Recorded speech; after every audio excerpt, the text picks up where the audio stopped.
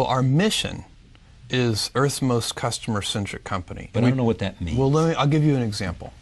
Right after World War II, Morita-san, the guy who founded Sony, set as the mission for Sony that they were going to make Japan known for quality. He didn't say we're going to make Sony known for quality. He said we're going to make Japan known for quality. He chose a mission for Sony that was bigger than Sony. And when we talk about Earth's most customer-centric company, we have a similar idea in mind. We want other companies to look at Amazon and see us as a standard bearer for obsessive focus on the customer, as opposed to obsessive focus on the competitor.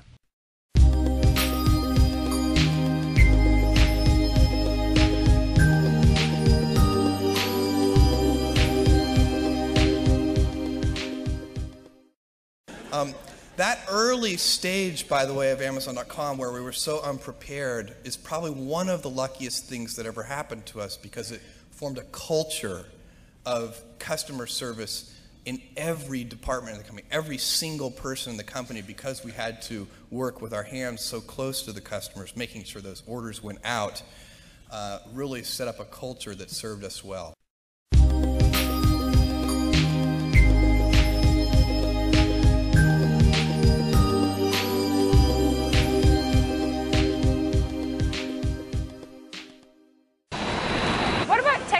What technology has made you able to meet your customer demands like that? Well, all of these systems that you see behind you are the workings of Amazon's proprietary systems. We have brilliant software engineers that help us automate and optimize for our customers. So it's all about software. That's right. One of the great things about operating on the web is that you have so much the ability to collect data. And many things that in the physical world, because the cost of experiment would be high, you have to use judgment to decide those things. You have to use intuition to judge those things, because you can't do the experiment at realistic cost. So you end up having to argue over it. And on the web, you can often just know the answer. For example, this was a control, this page, and you'll see the difference here. A new line is going to pop up.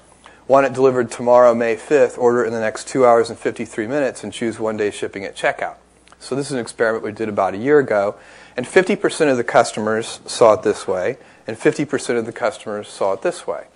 And you can just literally measure the impact that this has on all sorts of important metrics, first and foremost, sales. So you can see just telling people that they should order in the next 2 hours and 53 minutes increase sales or decrease sales. And by how much? And is this worth doing? And is it worth pushing harder on, and so on and so on. So being able to do that kind of experiment and not having it be a big deal is really wonderful.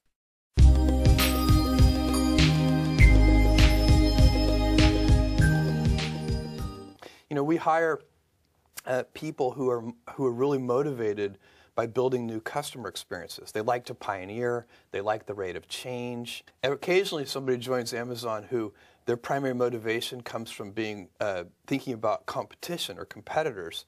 And those people can find Amazon a little dull. Again, it's not about right or wrong. It's just that different people are motivated by different things. And what happens with corporate cultures is that over time, people collect themselves in a way where they like that culture, and then it becomes self-sustaining. And so we really have a group, deep in our corporate DNA at this point, is people who like to pioneer, people who like to invent. We like going down blind alleys, or narrow alleys anyway, wondering whether they're going to be blind alleys or whether they're going to open up into broad avenues. And that's fun for us.